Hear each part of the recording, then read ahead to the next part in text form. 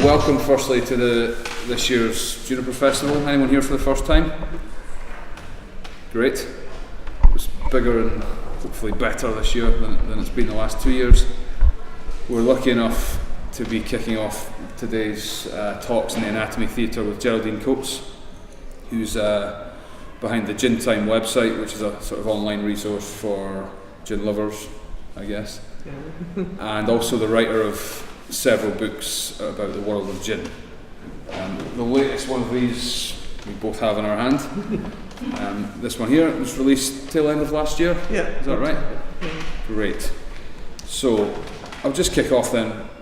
Geraldine, first of all, can you just tell us about your first encounter with gin and how you got into gin and how you fell in love with it? I guess. Well, my first encounter, I sort of feel that I was born to be a gin writer because I was born and brought up in Sri Lanka, and when I was a child we had to filter all the water through stone things, and the water was all put in old-fashioned Gordon's gin bottles, if anyone's old enough to remember them, with the cap, the sort of steel cap. So basically every single drink I had between the ages of birth and about 12 came from a gin bottle. But obviously it wasn't gin. And then what happened actually is I worked as a copywriter, and I worked with Charlie MacLean, who you probably know is a kind of Scotland's foremost whiskey writer. And a publisher came to us, so this would be 1996, this is 20 years ago, and a publisher came to us and said, oh, we want to do some books for the supermarkets, so Charlie, will you do the whiskey book? And Charlie said, Jerry, will you just do the gin book? And I said, yeah, all right, when you're a freelance writer, you just do whatever you can. Come in. And you come. Don't worry, yeah. And so that was how my illustrious career in gin started. Don't worry, we probably need some more drinks too. Till, I'm just giving Nicole a shout to get 6 more gins. 6 more? Yeah. That's alright. Usually the latecomers get taxed with no gin. It's the first session of the day, so. Yeah, so that's how it all started really, and that was 1996. And at that point, gin was very much in the doldrums. Vodka was everything. Gin was perceived as an old person's drink. It wasn't interesting. Very little had happened on the market apart from Bombay Sapphire, which we'll talk about a little bit later. It was boring. It was, if you walked into an off-licence, you'd see 3 bottles of gin there. You'd see Gordon's, you'd see Beefeater looking very dusty and a bit unloved, and you'd probably see something like Greenall's or Burnett's White Satin, if only you remembers that. Now, of course, it's very, very different. You walk into an off-licence, or you go and look in this sort of gin section at Asda or Waitrose, and you'll see 30 gins sometimes. So that is how far we've come in 20 years, basically. It's not entirely down to me. What's interesting, you touched on Bombay. You all have in front of you, or most of you have in front of you, the rest are on their way, a Bombay Sapphire and Tonic.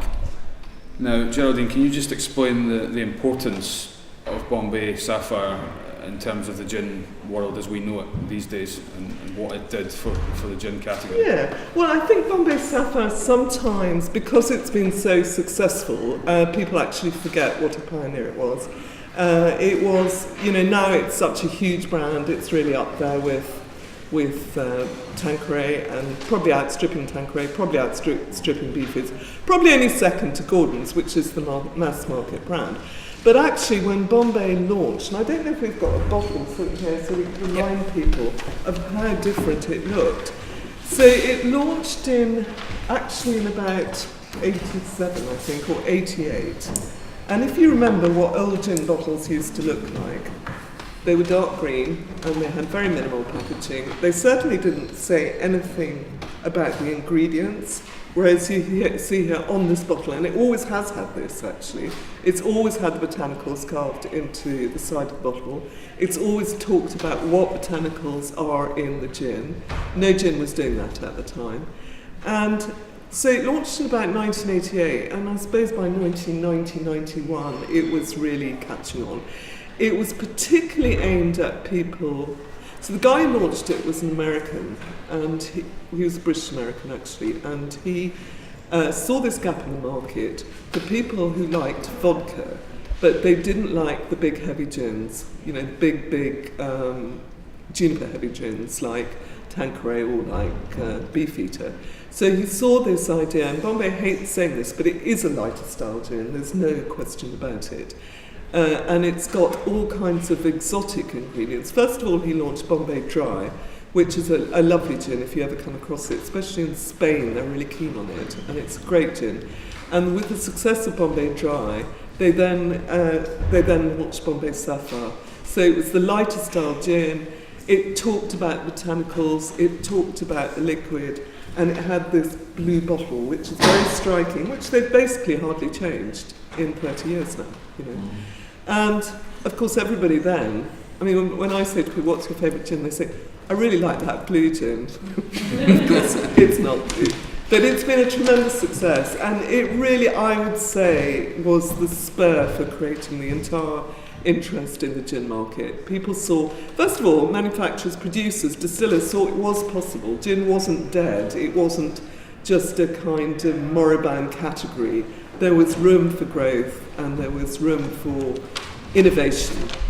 And so very shortly, not long actually, I mean within 10 years you had Hendrix come on the market, that pushed gin even further, that was even more exciting in terms of flavours, in terms of these lovely floral light flavours that you get, and also talked a lot about how it was made a big deal about the rose and the cucumber. And so that was 2000 really, was Hendrix, and then that is 16 years, so it's actually quite a long time now, but it's remarkable how what's happened since then, really, isn't it? I mean, I probably get 2 emails a week telling me about 2 new gins launching every week, and that's just in the UK, you know. In the States, in Australia, I mean, it's just a complete mania, really, actually. Great. So we'll touch on the book briefly before we get into some lovely cocktail samples. So the title of the book really said a lot to me. The title is, Gin, A Toast to the Most Aromatic of Spirits. And that reads to me like a real celebration of gin and of the style of thing that gin is. And why do you think that right now is a good time to release a book that really embraces and celebrates gin? Well, unfortunately, it's not a great time because there are about 6 books about gin out at the moment, you know. And this book was first published, in fact, in, as I say, actually, this version of it was first published in 2000. So, and it was the only book on the market for ages, but it was incredibly out of date, as you can imagine. And so 2 years ago, I just revamped the entire book and put in, so it consists of brand directory, it consists of basically my knowledge about gin, but not in a kind of, at the moment I'm finding is what I call the gin Nazis are building up out there. And it's lovely because one loves the enthusiasm and everything else. But they will tell you, for most people, we don't actually need that level of information. You know, we really don't need to know about fractionalisation in the still and this and that. It's really, we don't need to know that. We like to have a bit of information that will lend to the enjoyment of drinking the gin that we like, or we like to have a little bit of guidance as to what gins are new and what are interesting, what are exciting, and what would be worth trying. So that's really what this book is about, actually. So, as I say, it happens to come out when there's 600 books of gin coming out, but I still think mine's the best. And as you can see, folks, we've got some copies. Geraldine's brought some copies of her book along. If anyone wants to take one away with them, you'll sign them at the end. Yeah, I'll sign them, and there's £10 today because they're normally more, but I can't be bothered to do the change. So if anyone wants one, no pressure. If you want one, just let me know. And there's a great section in the book about different brands, obviously updated since 2000, you know, because of all the different brands out there now. And the first one we're going to touch on and we're going to serve a little cocktail with is a brand called Darnley's View. So it's a Scottish brand. We're going to serve the spiced version, which you know a fair bit about. I do. We're going to serve a drink called a Red Snapper, which is a gin-based take on a drink called a Bloody Mary, which I'm sure you're all familiar with. And I guess, why is this drink better with gin? And why is it a great drink to have with Darnley Spiced? Well, funny enough, some cocktail historians think that the Red Snapper came before the Bloody Mary. So the Red Snapper is essentially gin, tomato juice, Worcestershire spices, that kind of thing. And there is a recipe for it that dates back quite a long time before Bloody Mary. But vodka obviously nobbled it with the Bloody Mary. And I think a lot of cocktail bars now have sort of grabbed it back again. So it is essentially a Bloody Mary, except it's made with gin. Darnley's View is Edinburgh-based, and I did help them develop their first gin, which is Darnley's View, basically, which is made with elderflower, and I helped them develop this gin. So it was to take the original sort of DNA of the first gin they'd done and beef it up with extra spice. So we put in quite a lot of cinnamon, and we put in just various spicy botanicals. Cinnamon, cardamom, I think, can't quite remember, I'll have to look it up. Anyway, what do we all think? Do you like it? No. Yeah. It's very lemony, this version, actually, isn't it? Probably, and it's very spicy. I can feel quite a lot of, yeah. I mean, I'd say it's a very good, I think probably the way it's working with these small samples, because normally you'd have this in a tall glass with a lot of ice, but obviously that's not really possible to do here today. So we're just kind of giving you a kind of flavour of how it works. But I love it. I mean, I think this version has definitely got probably quite a lot of lemon. I think so. And quite a lot of pepper. But, I don't know. What do you think? Do you like it? Do you like it? Spicy. It is quite spicy. We put hardly any spice in it either. It's strange how much it's actually. In the gin, or is it some of it in the tomato juice? Mostly in the gin.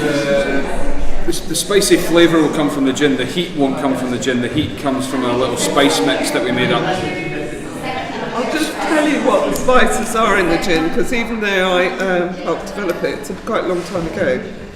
So, remember, we definitely had cinnamon in there. Cinnamon, nutmeg, I think, as well.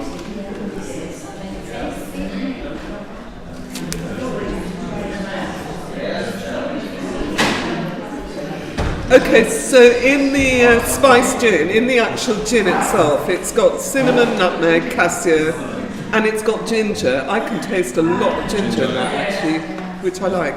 And it's got cumin and it's got cloves. So it's all those very dry, very aromatic spices, which is really coming through in the gin, in this cocktail, I think. It may be, if you don't really like spices, you're obviously not going to like it. But, I think there's probably, imagine it as a kind of brunch drink on holiday, in a tall glass, lots of ice. So the ice would kind of really, really cool it that down. That you've got to sort of fast forward into that way. I think it would really work, actually. I think it'd be lovely. It'd be great. Did you say the ginger was in the gin? Or was it in Yeah, so the gin actually has, it's got all the usual botanicals, i.e. the juniper, the orris root, the lemon peel, and I think, can't ask what else is, normal stuff anyway. But when we did this, when we developed it, it also now contains cinnamon, nutmeg, cassia. Cassia bark is, Dentyne chewing gum? That's the taste of cassia bark. It's quite like cinnamon, actually, in a way. I think it's also called bastard cinnamon. Sometimes they use it as a cheap version of cinnamon. Grains of Paradise, which is also in Bombay Sapphire, and that's kind of slightly peppery, very fragrant, peppery kind of things. It used to be a substitute for pepper. Ginger, I can taste ginger a lot in this. Cumin and cloves, and I'm also getting a lot of those you know, that clove oil where you get that very dry, very aromatic taste. But yeah, I like it. I think it's great, actually. You know, definitely can see myself drinking that. And I don't know, do you have recipes put up somewhere, or? For the cocktails? Yeah, I'm sure. Actually, we have on my website, Gin Time, we have a whole section of recipes. So I'm pretty sure we have a red snapper in it. Yeah. So do have a look if you do want to make this at home. It's actually quite an easy one to make, isn't it? Absolutely. How would you do it? And it's all very easy ingredients to get your hands on as well. So gin, tomato juice, some spices. We've used a little spice mix here, but traditionally you might use Tabasco and Worcester sauce. We've used a little balsamic vinegar based spice mix with dried chilies and stuff. We just need a tiny little bit in each one, and I think we've just used the tiniest bit too much in this batch, which is why it's quite fiery. To be honest with you, a little goes a long way, but it's all very and lemon, of course, as well. So it's easily gettable household ingredients. Yeah, no, it's a great drink. Great drink. Yeah, so we're going to move on to something a little different, and it's another brand of gin which you'll all be familiar with. You've all been to Summerhall at least once now.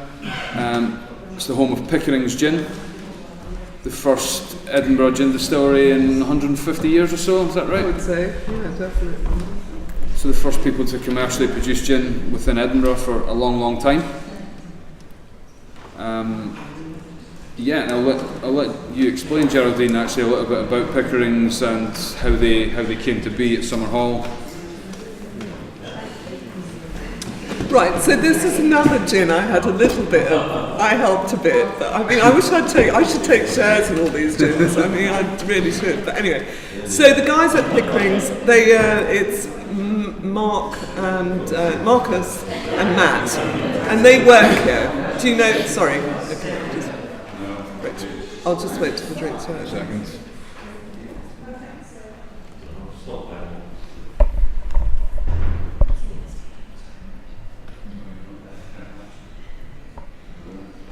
Yeah, so they both work here, and Marcus's dad sadly died and left him a bit of money, and it was just enough money. It wasn't money to put into a kind of, you know, paying off your mortgage or whatever. He wanted to do something that would actually be a sort of memento to his dad.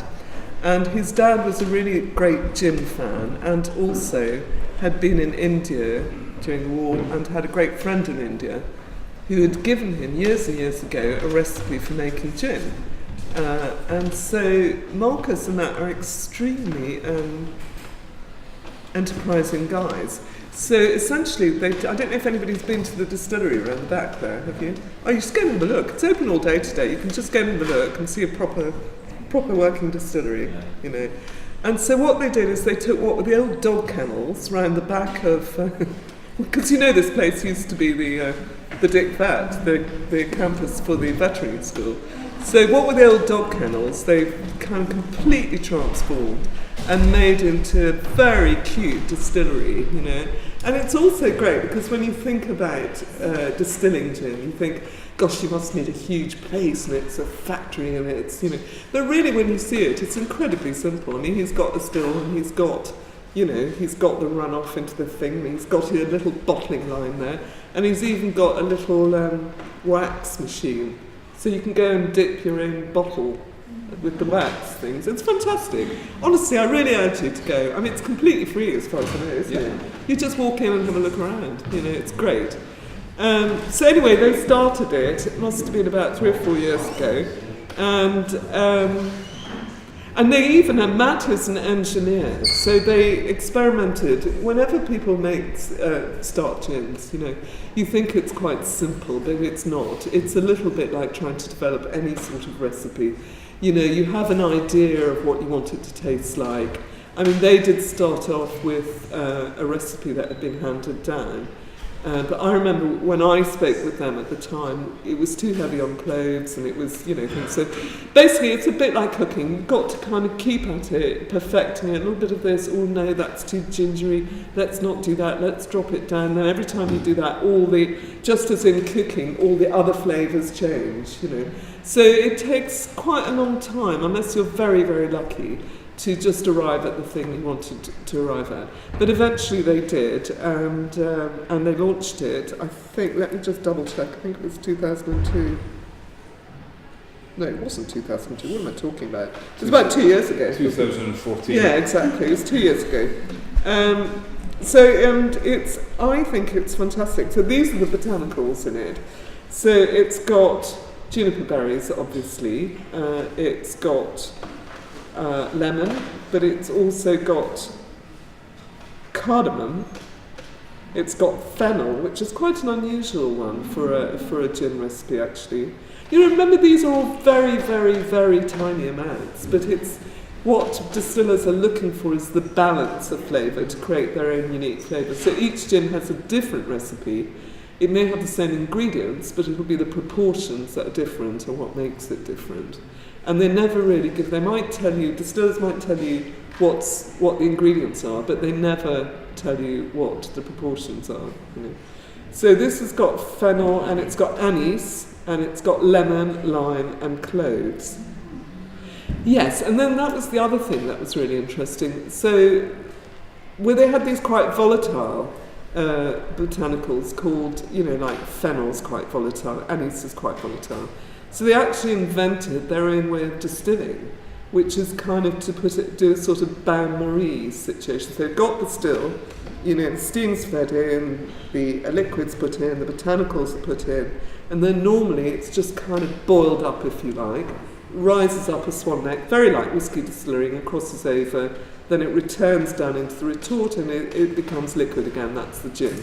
And they've built a sort of bain-marie system, so outside, sort of copper basket, so it sits in its own kind of copper vacuum. And nobody's ever actually done that before. They just thought, let's have a go at this. And this is really what's so exciting about what's happening with gin at the moment. I mean, because gin is much more fluid, much more open than, say, whiskey, it's not as high bound. So people are really just kind of, I mean, there are rules about how you describe your gin. You know, there's a definition now for London Dry, and London Dry essentially means, does anyone know what London Dry means? It doesn't mean it's made in London, it doesn't have to be made in London. It's a description of the style. So actually Pickering's is a London Dry because it's made without adding anything afterwards. So everything that comes in is in the liquid is done in one shot. The only thing you can add afterwards is water to reduce it to bottling strength, or you can make it by what they call the two-shot method, which is they make it a double strength, double the spirit and double the botanicals, and then reduce it with water. So Pickering's is a London Dry, Bombay's a London Dry, Hendrick's is not a London Dry, nor is, I think we're going to be tasting Martin Miller's. Martin Miller's isn't a London Dry either, because they add something afterwards. It's nothing to do with quality, you know, I mean, I love Martin Miller and I love Pickering's, they're just as good. It's just that's how you describe it. You know, you can't describe it as London Dry if you've added something afterwards. And there's some flavours that distillers want, like rose and cucumber, and in Martin Miller's case, cucumber as well, that you can only get by adding it afterwards. But anyway, what do we think of this? This White Lady is actually possibly my favourite cocktail of all time. Okay. I love it. So this is a White Lady, which is essentially a gin version of a margarita, if you want to put it in crude terms. So it's gin, orange liqueur and lemon juice. So it's quite well balanced. It's got sweet, it's got sour, it's got citrus, which goes well with this particular gin. It's quite a citrusy gin. It's got lemon and lime. We added a little bit of grapefruit peel just to further emphasise the citrus basket in the drink. What do you all think? Nice? Like it? Nice. Sweet? Bit really? sweet. Okay. Imagine again though that when you had this, you'd have it would be much colder obviously because it's hard to chill it right down. It would be much, much colder. I kind of always think of it as a bit like a melted ice pop sort of, you know, it's got that lovely melted fruit ice pop. It's really, I love these drinks. I mean, I think when it comes to choosing cocktails, you're either in the kind of very citrusy, kind of sour camp, or you like very sweet cocktails. I'm very much in what this would be described as a sour, wouldn't it? Absolutely. Sort of yeah. So in cocktail terms, this would be described as a sour. And it's got an interesting story, actually. It was invented by a Scottish guy called Harry McAloony. Yeah. And he was a very, very famous bartender in London in the 1920s. And he invented this drink, I think for somebody specific, I can't remember who. But anyway, and then he moved to Paris and he opened up Harry's famous cocktail bar, which is still in Paris, actually, if you're ever there. And this is one of the signature serves at that bar there. Grand. So we'll move on to something else, which we'll hand round now. This is made with Martin Miller's gin. So Martin Miller's gin has been around for around about the same time as Hendrick's, I guess. Yeah. A sort of first wave of a gin boom with new brands, etc., coming out in the Martin Miller's. We should get the bottles here. Yeah. Wait.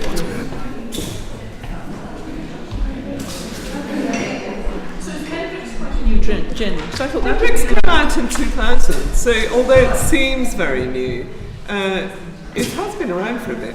But you know, with gins, you come out and then they lie dormant. It takes ages for them to become big, you know. So I would say it's probably only about 2010 that Hendrick's became, I mean, you know, it was doing well, it was obviously on the up, but it's probably only in about 2010 that it became a proper international brand.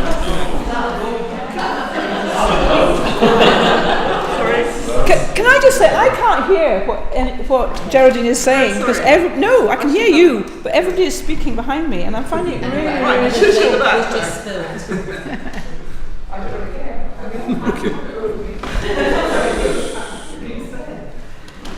Okay, so Okay. what's this one? Yeah, so this I'll tell you a little bit about the drink first, and then we'll discuss Martin Miller's very briefly. The drink is called a white peach Negroni.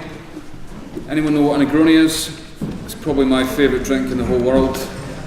It's an old school, very boozy drink. It's Campari, sweet vermouth, and gin. It's equal parts, yeah, isn't it? Which would be equal parts as the sort of classic ratio of measurements.